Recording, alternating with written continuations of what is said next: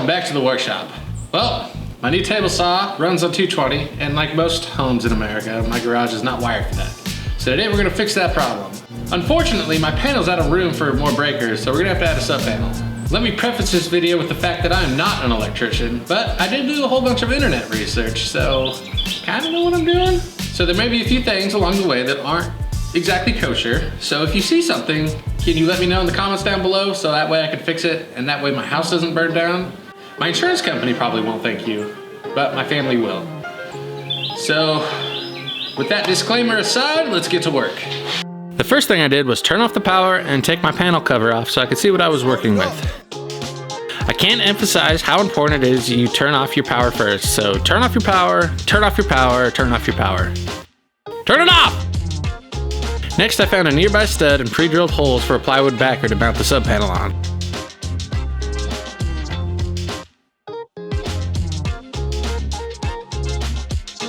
These two screws are for actually mounting the sub panel. Then I screwed the plywood backer into the studs.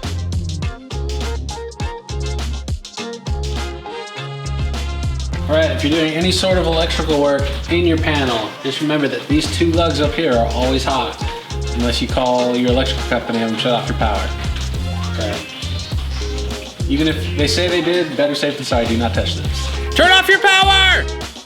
I didn't have two open slots in a row for the breaker for the sub panel, so I had to do some rearranging of the other breakers in the panel. Then I knocked out the slot in the bottom to run wires through.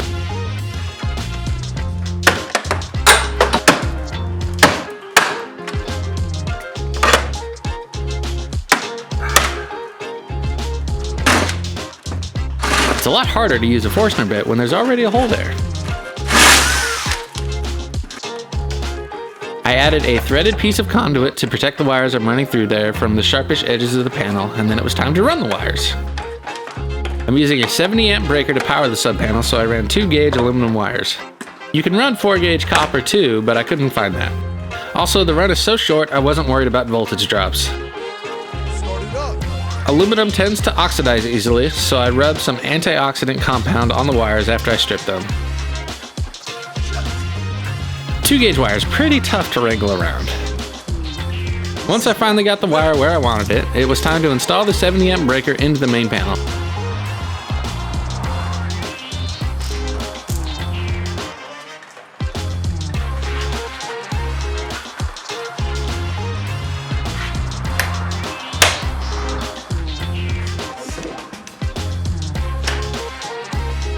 In my attempts to conduct cable management, the breaker either kept popping out or the wires would pull right out of the breaker.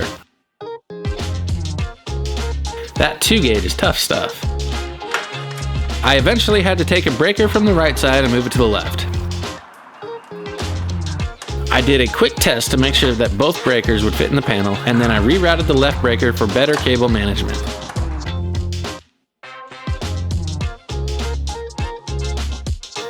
Next, I ran the neutral wire and coated it with the antioxidant goop. 2 gauge wire won't fit into the neutral bus bar on the panel, so I had to attach a lug connector adapter.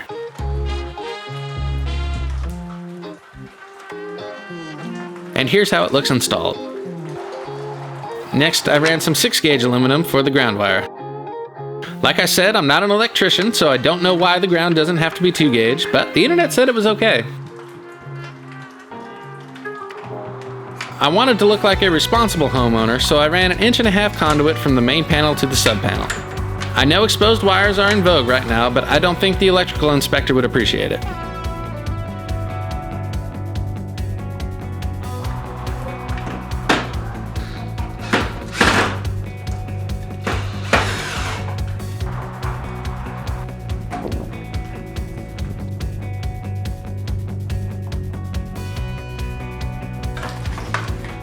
I'm moving the breaker that controls the garage to the sub panel, so the sub panel controls everything in the garage.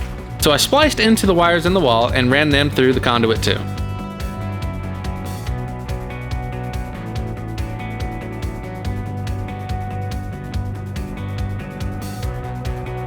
Then some pipe cutting to get the size right, and it's time to wire up the sub panel.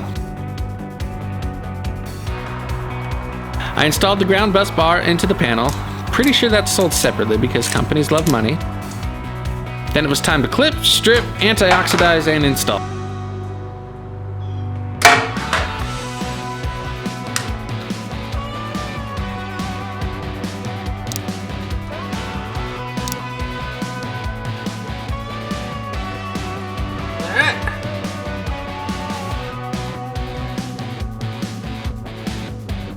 The neutral wire connects here, the two hot wires connect here, and the ground connects here.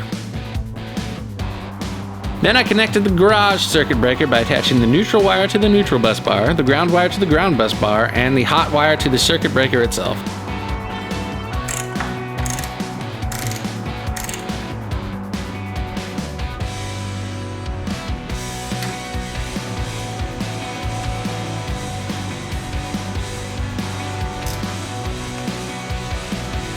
And finally, the moment you've all been waiting for, installing the 220-volt circuit. I added two conduit adapters to the bottom of the panel so I could run a 220-volt line and a 110-volt line.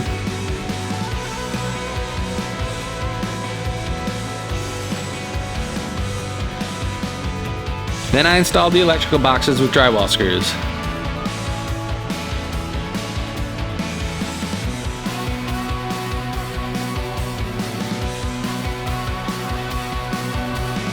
Well, the small boxes don't have 3/4 inch holes for the conduit, so went and got some bigger ones. Probably should have checked that at the store. Stupid.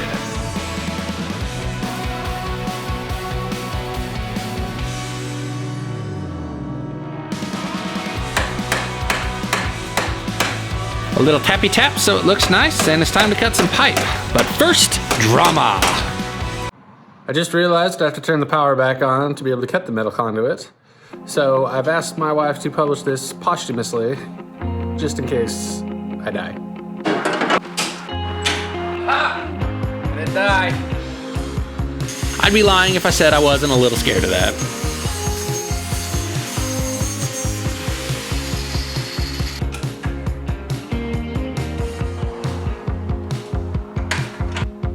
After getting the conduit cut to length and installed, I ran 12-2 Romex to service the 20-amp breakers.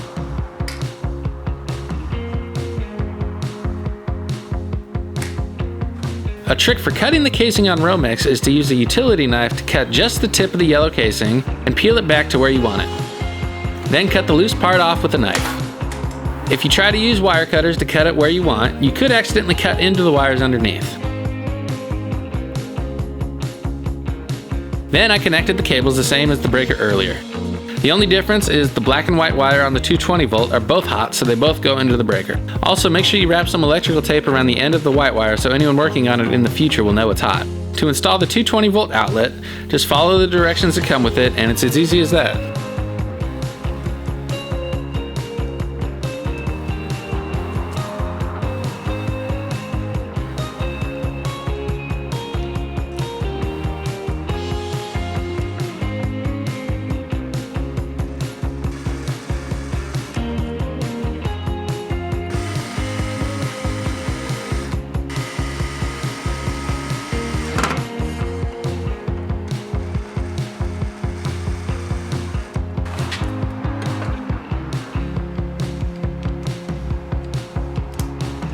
Here's a better shot of the Romex slicing trick.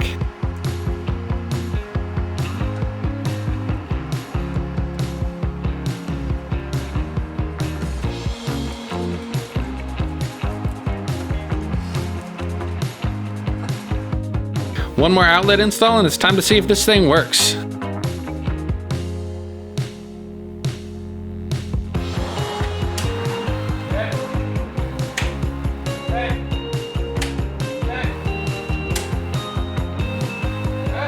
Nothing blew up. Good sign.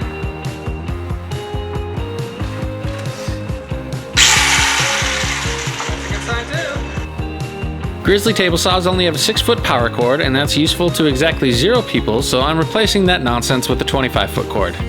It's super simple, just replace where the old power cord was plugged in with the new one. I took a picture with my phone so I didn't mess it up. Then wire up the plug and see if this thing works.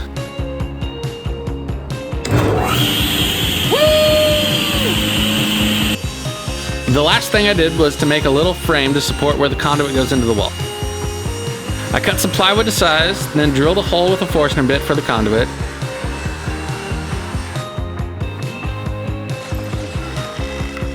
Then I ripped it in half so I could fit it around the conduit.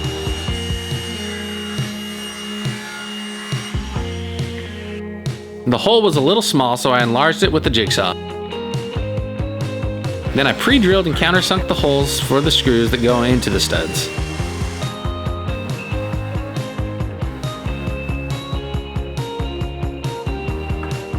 A quick install and I'm done.